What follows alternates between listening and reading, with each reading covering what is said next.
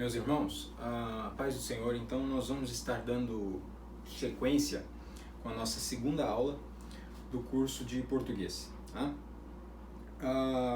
Nós vamos hoje trabalhar com a classe dos substantivos. Nós vimos um pouco de fonologia, um pouco de acentuação na primeira aula e hoje nós vamos ver sobre substantivos. Tá? Antes de nós começarmos a ver sobre essa questão dos substantivos, é importante nós termos fixos em nossa mente algumas bases, né, da questão da construção de uma palavra. Tá? Então, por exemplo, você tem aqui a palavra anoitecer.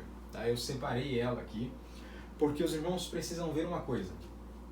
Noite é chamado de radical da palavra, porque todas as outras palavras vão sair dessa partezinha, noite. Então, por exemplo, noitada, ou noite, ou noitinha, né, sai sempre com o mesmo pedacinho da palavra, noite.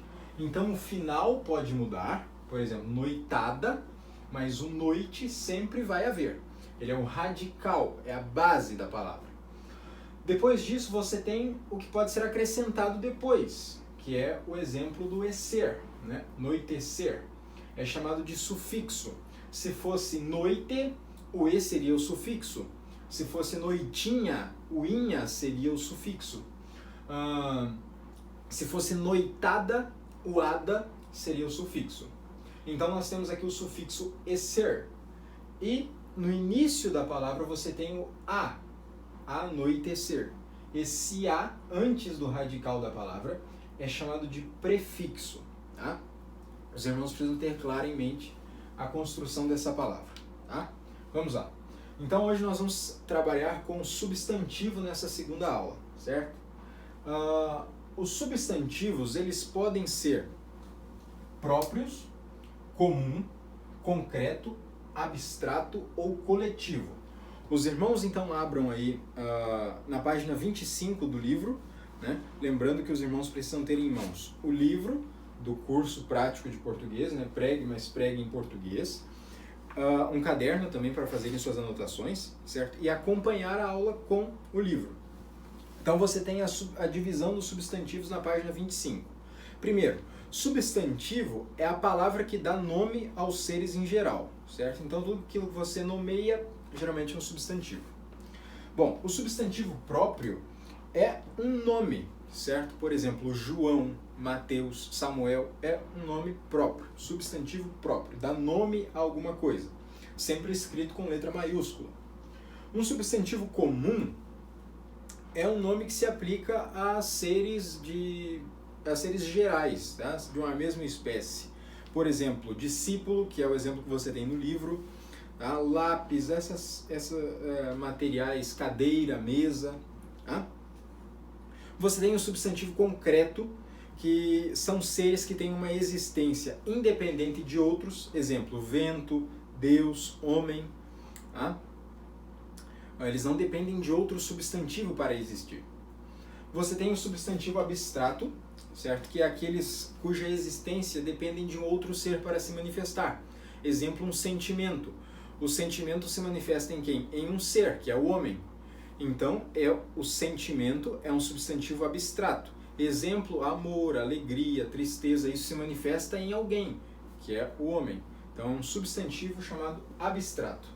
O substantivo coletivo é aquele que nomeia seres de uma mesma espécie.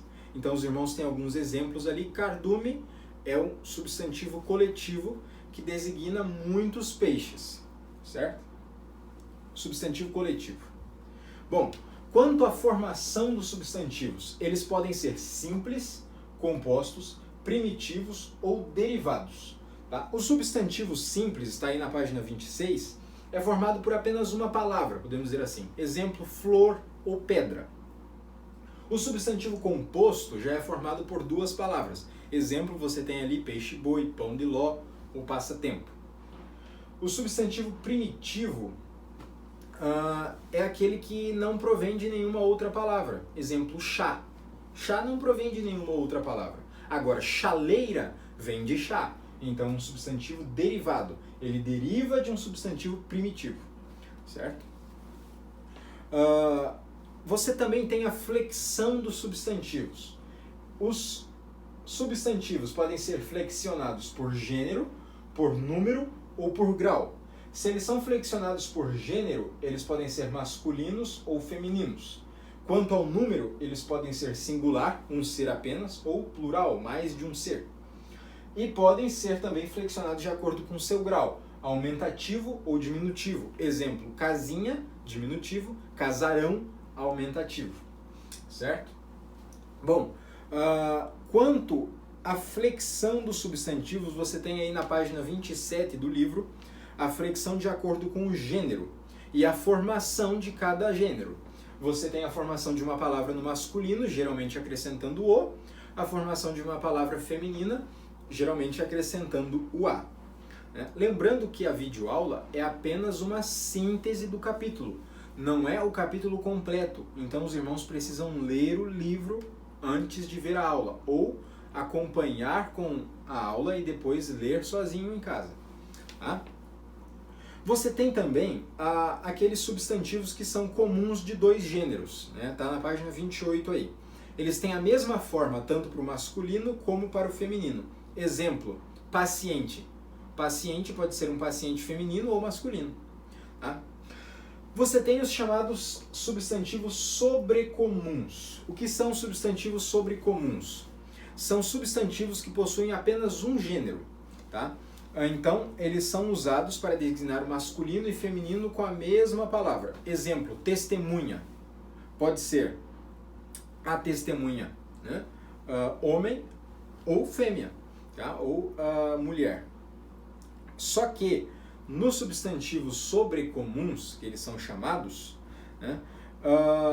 Eles possuem apenas um gênero para se designar a eles. Ou seja, você não vai falar o testemunha, porque é um homem. Você vai falar a testemunha, mesmo sendo homem. Por isso eles são chamados de sobrecomuns, tá? É diferente do comum, podemos dizer assim. Você tem também os substantivos epicenos. Aqui estão eles. Eu coloquei um asterisco aqui, porque eles são informações adicionais que os irmãos precisam ter. Aqui em cima, quanto à sua classificação, formação e flexão, são as informações principais. Quanto à flexão de gênero, essa aqui são informações adicionais, mas que os irmãos também precisam saber. Tá? Os substantivos epicenos, eles não aceitam flexão do elemento determinante. Então, eles são apenas distinguidos pelo seu sexo através do uso da palavra macho ou fêmea. Por exemplo, o que são essas palavras ou elementos determinantes? Geralmente é o artigo, né? A palavra o ou a. Né? Mas nos substantivos epicenos você não tem isso. Então, o exemplo mais clássico ali no livro é o jacaré. Você não quer se referir a um jacaré fêmea como a jacaré. Não, é sempre o jacaré. Mas para designar se ele é macho ou fêmea, você utiliza então essas palavras. O jacaré macho ou o jacaré fêmea. Tá? Que são eles? São os substantivos epicenos. Você tem também os substantivos heteronômios ou desconexos, certo? Então eles apresentam radicais totalmente diferentes para designar o masculino ou feminino. Então, por exemplo, você tem no livro ali a palavra cabra, né? E o masculino da palavra cabra é bode. Os irmãos perdoem a letra aí, mas é que eu estou escrevendo da esquerda para a direita. A palavra cabra, né? Você não tem cabro para designar o masculino. É cabra, fêmea, e no masculino é bode. Né? Então esses são os chamados heteronômios ou desconexos, porque eles não apresentam o mesmo radical. O que é o radical? Aquilo que nós falamos no início da videoaula. Aqui, ó, radical. O núcleo principal da palavra, certo? Você tem o caso da palavra leão, né? O radical. qual é o radical, podemos dizer assim? O lê pode terminar com ão ou com oa. O radical é o lê. E ele termina apenas com o sufixo, certo? Diferente para designar se é macho ou fêmea. É diferente dos heteronômios. Eles não têm uma terminação diferente. Eles alteram totalmente a palavra. Bode nem em letras tem a ver com cabra, né? Mas significa seres de uma mesma espécie, só com sexos diferentes, né? Gêneros diferentes. Nós temos também as terminações na página 29 e 30 de como colocar um substantivo do masculino, ou melhor, substantivos do singular para o plural, ou como fazer o plural destes substantivos. Então, na página 29, você tem a flexão de número. O que é a flexão de número? Se ele é singular ou plural. Tá? Você tem aquelas regras para a alteração de um substantivo, né? Então, você tem os substantivos terminados em A e O, né? Você tem os terminados com S, você tem aqueles que são terminados em al, el, il, ol, u, né? Você tem os que são terminados apenas em il, e você tem aqueles que são terminados apenas em R ou Z. Os que são terminados em S e os que são terminados em X ou M ou N. São regras específicas que no cotidiano a gente já utiliza. Mas, às vezes, para você não falar de maneira errada ou escrever de maneira errada, é bom que você leia e decore essas regras aqui. Até porque depois nos exercícios, nós vamos precisar que os irmãos tenham fixo essas regras. Tá? Quanto à flexão de grau, que é a última flexão que nós falamos, é essa questão do aumentativo ou diminutivo. Geralmente você indica essa flexão usando apenas o sufixo, né? Então, em vez de você falar casa, que seria o radical, você fala casarão. Você acrescenta urão como sufixo para indicar o aumentativo. Você pode utilizá-lo também ao contrário. Casinha, o inha é o sufixo indicando o diminutivo da palavra. Tá? E há aumentativos e diminutivos que podem ser formados por prefixação. O que é prefixação? O acréscimo de um prefixo.